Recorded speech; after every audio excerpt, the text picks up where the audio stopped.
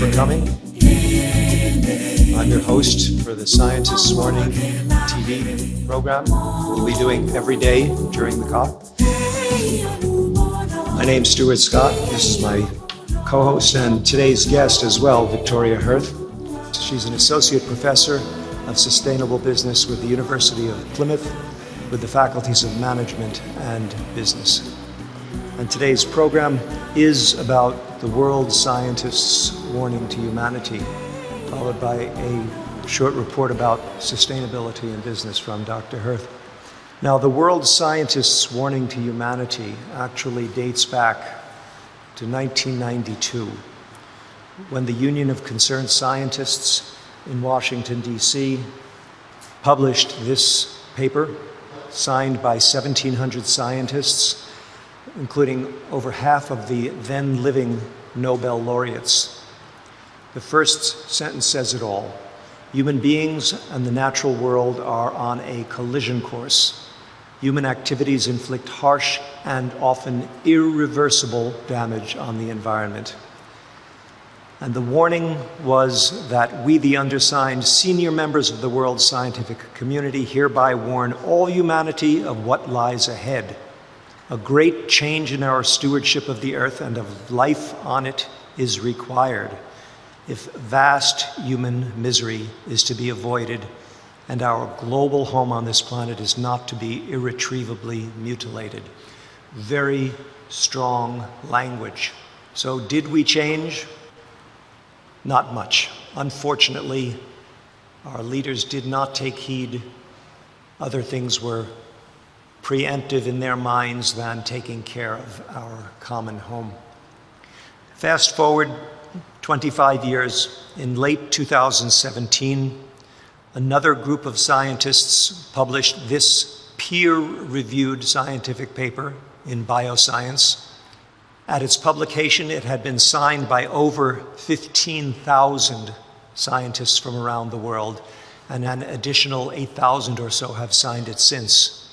It holds records in terms of the number of scientists who've signed it, the citations. It is a very, very powerful statement. But again, it does not seem to be that we are taking heed. It made reference to the first scientist's warning, and this one was called a second notice. My own feeling is that it should have been called final notice. I'm not sure we'll get another chance. So I'd like to go in very briefly to the ecological stressors that were cited by this second warning, this second notice. First, biodiversity loss, and let me say a bit more about that later. Food systems. Our food system is said to be accountable for about a third of all carbon dioxide emissions when you consider how food is grown, how it's transported, how it's refrigerated, how it's wasted, how it's disposed of. About a third of all carbon dioxide emissions. And just to add to that, Stuart, actually, the large majority is the fertilizers from the fossil fuel fertilizers, and a lot of people don't actually consider that one. And those fertilizers have other problems also because they pollute our fresh water. All of these are interrelated. Those fertilizers contribute to marine life depletion and ocean pollution. They create dead zones at the mouths of major rivers where the excess fertilizer washes out. We're destroying our forests at an incredible rate. Both man-made destruction and now nature has taken over. We are toxifying the air that we breathe. I don't call it air pollution because we've become calloused to that notion, air pollution. Well, we all live with air pollution. Air pollution creates lower birth weight babies, and it creates Alzheimer's and dementia in our seniors. So we are toxifying the air we breathe. We are degrading soils around the planet at an incredible rate, losing 30 billion tons of topsoil every year, it's estimated. Population is the elephant in the room. Few, if any, politicians will talk about it. You cannot expect to get reelected on a platform of limitations to population. But As you'll see, it's a major, major problem. Climate change is the big one. It's the tsunami coming at us, and that's why we're here. We have this ritual for the past 25 years of getting together, having a huge carbon footprint, building these temporary buildings, throwing it all away at the end of 2 weeks in an effort to reduce our carbon emissions. Is there something wrong with this picture? And how much have we accomplished in those 25 years? But first, biodiversity loss. The source of this data is the World Wildlife Fund and the UN Environment Program itself. This was a graph that I found, and when I extended it out, extrapolated to 2018 by those same sources, we have seen a 60% loss of the biomass of all vertebrate species. Now, we're not talking about extinctions, we're talking about the loss of the numbers as well as extinctions. Incredible. When you look at the insect population, it's estimated to be about 70 to 75% of all insects have been lost. What does that mean for us? When you consider that insects are the base of the food chain, when you consider that they are the pollinators for many of our crops, we are committing suicide, ecocide. Unfortunately, much of humanity has this view of the problem of biodiversity loss. As long as I have my burgers and McNuggets, what do I care? How many species do I need? This is a bad attitude. It's incorrect mentality, but it is fostered in most industrialized nations. Now, I'm going to skip to population, and I'm going to show just one slide what the human population is estimated to have been and then calculated to have been over the past 10,000 years. Kind of shocking. Now, I know most of us in this room have some concept of that, but my challenge is it even possible to discuss sustainability in this context? And UN sources estimate we are looking at 9 or 10 billion people by mid-century. Already, systems are collapsing. But let's take a look at climate change. Now, I want to show you 4 maps of the Earth. They are drought maps, but I want you to note the scale.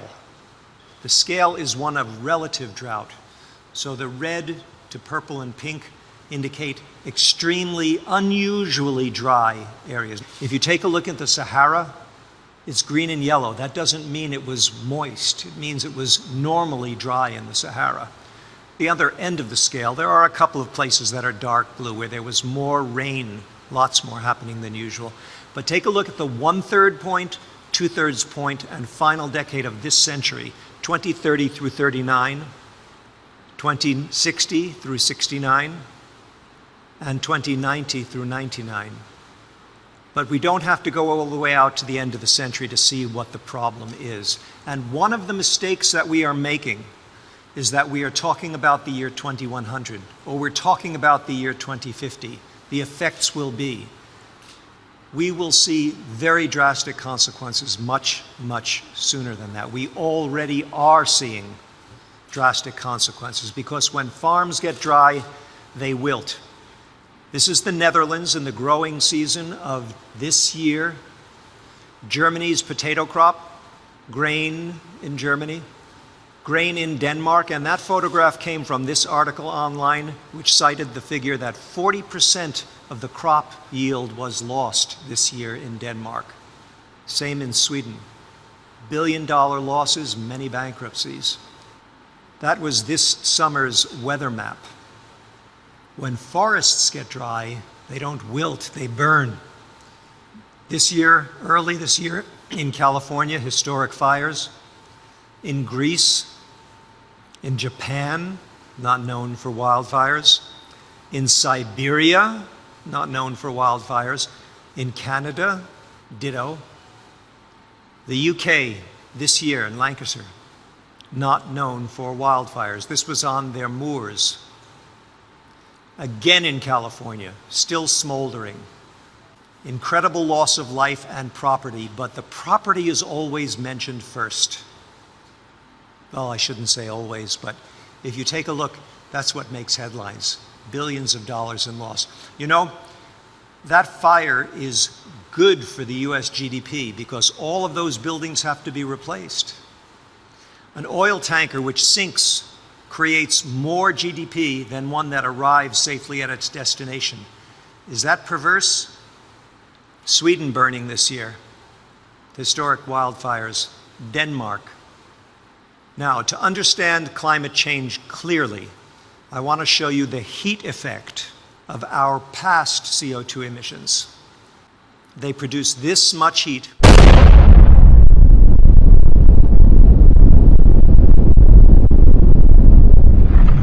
An estimated 400,000 times per day, 365 days per year. The source of that data is James Hansen when he was working for the US government, head of NASA's Goddard Institute. Leading to this kind of headline, which is now becoming more and more common from Bloomberg Businessweek. New climate debate, how to adapt to the end of the world. Researchers are thinking about social collapse and how to prepare for it. Social collapse and how to prepare for it. We've reached a different stage in our awakening to this problem. Of course, governments still kick the can down the road whenever they can. You'll forgive me, but that's what I see these negotiations about. They are not being conducted in good faith by the parties. Some parties really see the problem, and a lot of parties, they have another master. And we'll get to that one now. My thesis, I teach this every chance I get, is that global civilization has an operating system. I don't know anyone else who teaches about our global operating system. It is seriously, no, disastrously flawed. Our operating system is killing us. Now, what is that operating system? It's known by two common names: money and economics, but not just economics. It's a brand of economics, Neoclassical Economics, also known as growth economics, also known as mainstream economics. The name neoclassical dropped out of the record about 100 years ago when J.P. Morgan staged what's known as the neoliberal coup at the University of Chicago, and a neoclassical economist was installed as the chair of the economics department. And very soon, nothing was being taught but this kind of economics, which just happens to be the one that benefits bankers the most. 100 years later, it's the only thing we know. And we call it simply economics. We've been hoodwinked. We continue to be hoodwinked. Every day when you hear that word, think neoclassical growth economics, and it puts everything into perspective. Now let's take a look at money. Money is a virus of the human mind. Money is using humanity as its host for its own reproduction. This is the way it behaves. Now, the first President Bush, President George Herbert Walker Bush, was known to have said, if it looks like a duck and quacks like a duck, it is a duck. I think he borrowed that from somebody. If money looks and behaves like that, can it be far from that? Now, money is turning the natural world into more money as fast as it possibly can. It's turning this into this with utmost speed. The strangest part is that money prevents most of us from even seeing that as a problem. In mainstream economics, nature is an externality. This is what's taught in most business schools. It doesn't matter that we are destroying nature. In fact, the gentleman who won this year's fake economics prize, Nobel Economics Prize, it's not a real Nobel Prize. It was financed by the Central Bank of Sweden in 1968, and they made it a Nobel Prize. This year's winner said, climate change doesn't really matter because agriculture is only 2% of our global GDP. So if agriculture is harmed, it won't harm our GDP much. Excuse me? Won't harm our GDP much? What are we going to eat? Money? The Sustainable Development Goals, I will attack them. I will attack one of them. There are only 16 and a half of them there. Number 8 is a piker in American English. Decent work, yes. Economic growth, no. Now, it's worded economic growth in developing nations, yes, but only if developed nations will slow down their growth. And do you think any developed nation is willing to do that? Hey, if they can grow, why can't we? Again, is that the platform you want to get reelected on? We're going to slow growth so that they can grow in the least developed nations? From the poorest to the richest, money owns us, not the other way around. Now, I'm going to very quickly cover some interventions. Civil disobedience. The time has come for massive civil disobedience. This is Greta Thunberg. She became world famous overnight. She inspired 29, there are 21 shown here, it's increased to 29 cities in Australia where the students are going out on strike every Friday. This is upsetting the politicians who are demanding they go back to school. Excuse me, while you screw up our future. The Extinction Rebellion, which started in the UK this year, took over 5 of the bridges crossing the Thames. Peaceful civil disobedience in growing numbers. I like to reframe it as unite for life, but if it takes a rebellion at this point, so be it. Lawsuits. Time has come to sue our governments and corporations.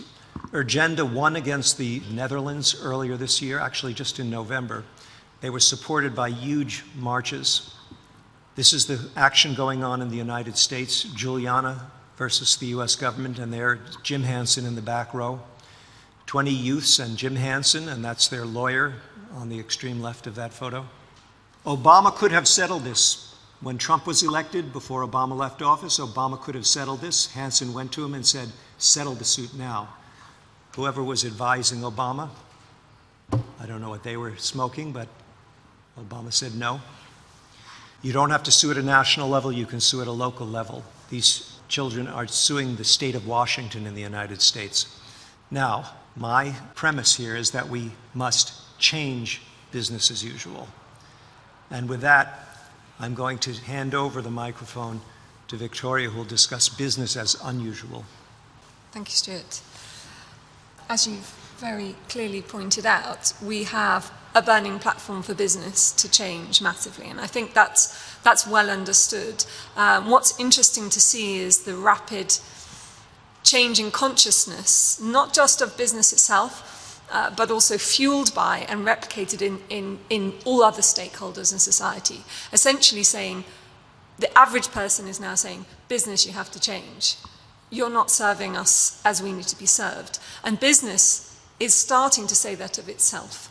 So having worked in this area for the past 15 years, I can say that we're not moving anything like as fast enough, but we are seeing the foundations for the first time, I would say, of the potential for real fundamental change. And like I said, that's coming from business and the pressure from a whole range of stakeholders. And just to say, I mean, obviously, we can't do this without business. We can't transform without business being at the heart of it. Of course, we absolutely need legislation, regulation. We need to change how we view GDP massively. Even Kuznets, who came up with GDP when he presented it in the US, he said, this, however, should not be seen as an ultimate measure of an economy, which we totally ignored. And when Neoclassical Economics was derived, there was an assumption that that was within a context of a moral compass that guided society that would always keep us from doing something that was morally reprehensible. Now, we've moved a long, long way from that. I don't think that was ever envisaged at the time. However, we have had about 50 years of what you might call a cultural revolution in terms of not just the economic model that business operates with, but that also filters into our culture, how we think of things. So business, for example, because of the assumptions of neoclassical economics, operates on the basis that we are self-interested, that consumers are self-interested, that employees are self-interested, and that self-interest is what makes the money go round. Now, the problem with that is if we treat ourselves as if we are self-interested, profit-maximizing people, we will end up being something like that. And that is one of the major issues that we have. But I don't want to talk so much at the moment just about those problems. All I can say is that economics, if you go back to the very root of it, my summary would be that it's to take scarce resources and allocate them in a way to maximize welfare or well-being for society. If we take that as the premise of economics, we have a really good basis to start from. So really we just need to reclaim economics and reclaim the fact that this is not about profit maximization in the short term in order for the system to move round. It is about scarce resources, which we need to start protecting, a matter of massive urgency, and we need to be really focused on what well-being is. And we need businesses to start thinking about those two ends. That is the basis of sustainability, going all the way back to the early days. So, what are the... in my research, I focus on what I see are 5 interconnected core pillars that we need to tackle if we're going to get business to really be able to transform. What we can't do is be wasting our time in business, or when we talk about business changing, tweaking around the edges. And partly that requires helping us and business recognize the paradigms that stop us moving forwards. And I'm going to start with the first one, which is purpose. Now, you might have heard lots of organizations talking about purpose-driven organizations. That's something in the last 5 years has become such a buzzword. And it might seem like, oh yeah, just another one of those things. And it has the risk of being that. And people talk about purpose washing. But actually, purpose is, I think, one of the chances we have to turn business around.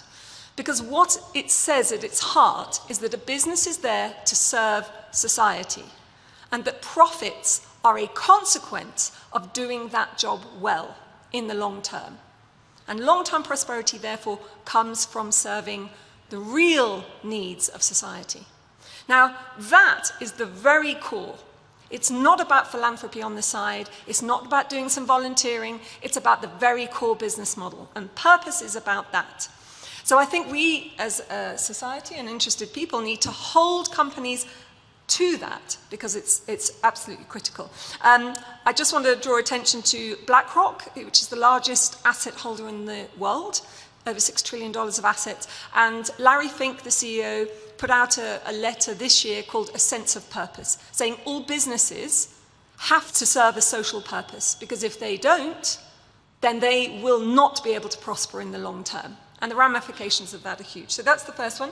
Second one, which is related to that, is governance. We need excellent governance in organizations, and we don't have it at the moment. We have pockets of it. We have some demonstrations of it. But actually, governance is quite a new topic in a business sense, and we're just starting to get to grips of what it means. It has been harnessed in a neoclassical sense to mean compliance. It's about making sure that the people who run the organization on behalf of the owners don't run off with the assets. Because, of course, if we're self-interested, that's what we will do. So governance and compliance is totally critical, but governance is about performance and compliance. So I just want to draw your attention to a new ISO that's being created, ISO 37000, which is the first truly global standard in good governance of organizations. I'm the convener of that with my co-convener, Axel Kravatsky from Trinidad and Tobago, and we're 1 year out of 3 in development. Now, this is a forum for the world to come together to say what it thinks is the governance we need to take us into the 21st century and hopefully beyond. So I think we need much more attention on this, because without good governance, we will never get sustainable business. Culture, of course, we need a culture that supports this, and we have ways of measuring what a purpose-driven culture might look like. Key area of mine, and I think we really need to focus on, is marketing. You mentioned about the evils of advertising and the issues related to it. Advertisers, I don't think, are evil, they're just doing their job. The issue is the governance and the purpose of the organization that creates that context. Marketing is more than advertising. It's about the intersect between an organization and society. We have to get that right. We need marketing that can deliver purpose and sustainability, and I have many thoughts and a model on that. And finally, leadership. We need the kind of leadership that can take us out of this. And that kind of leadership is about being able to connect with oneself and the context so that we can move forward. Did anyone have any questions? I think there's a bit of time, so yeah, okay. Thank you. My name is Evke. I'm a Dutch youth delegate. I'm just wondering, you know, this really touches me, what you're telling. I'm aware of most of the things, but it still really touches me. I have to get back with this information to all the young people in Holland. And my question is just, what gives you hope? You know, you're here, but can you just tell me what gives you hope in this whole situation? Two very short ones. Firstly, the ultimate fact that if we were really stupid enough to get ourselves here, we are not clever enough to say that it's too late. That's one thing. Now, that's not a blind optimism, I think, but really I think we can never just draw a line under it because I don't think we're that clever, firstly. And also, a great book by a gentleman called David Fleming, who started the Green Party in the UK, called Surviving the Future. That also gives you hope. It's about how we can connect with our communities and enjoy the journey of transformation. I could speak on that topic for a half hour, but I'll give you just a couple of moments. My occupational hazard in what I do without pay is depression. And what gives me hope is action, is doing something. I get out of depression by getting to work. Because I think we are, again, too anthropocentric. We're thinking that it's all about us. Will we live? Will we die? It's built into our biology. It's built into our societies. We talk about extinction of humanity, but hey, there's a heck of a lot more nature than just us. So for me, hope is thinking that we are becoming more aware that we're part of a community and that we're working to save as much of that community of life as possible. That gives me hope. There's a gentleman. Yeah. My name is Amru. I'm from Sudan, a country that has no hope in the so-called economic growth as we know it today. And I was really touched by the presentation about money as the root cause of all of our problems, of all the world problems today. So my question is, to what extent do you think that the upcoming climate shocks or climate change impacts might lead to this paradigm shift about the whole system that the world is functioning through today? Yeah, okay, so again, this is an optimistic, taking an optimistic stance on this. And this is another thing that gives me hope. We've been planting seeds for a very long time, and those seeds haven't been watered yet. These crises water those seeds. I believe that we have a latent desire to turn things around. We have a latent understanding of the problems of our situation, not just climatically, but so socially, our disconnection from each other. And I think there could be a situation where a few major shocks of the right sort at the right time would unleash, and is unleashing, actually, a whole different way of operating. That might sound over-optimistic, but I think already we are in a very different place to where we were 10 years ago. However, it's not manifested itself into the action that needs to happen. But if you take other markers, I think there are massive changes have happened. Stuart, you might have a... Victoria, this is why I'm so happy that you're here with me, because I have a much more dire view of our future. I think money is going to collapse. And if you imagine what the collapse of our economic system would entail in terms of human suffering, I think that's what we're facing. Look, the last time money almost collapsed, what did the bankers do? They threw out more money. They solved the problem by kicking the can down the road and creating more. They called it euphemistically quantitative easing. We need more money out there to restore liquidity so people will start buying again and banks will start lending again and housing prices will come back and things will grow. But we don't have those tools anymore. Okay. You know, okay. Yeah. No, I hope you're right, but we don't have those tools. Yeah. I think that's why I think it's going to collapse next time. But I tell people to prepare themselves with thoughts about what you would do in the event of a societal collapse. Okay, we've been given the Any more questions we can take in the hallway outside, but we have to yield the room. Thank you very much.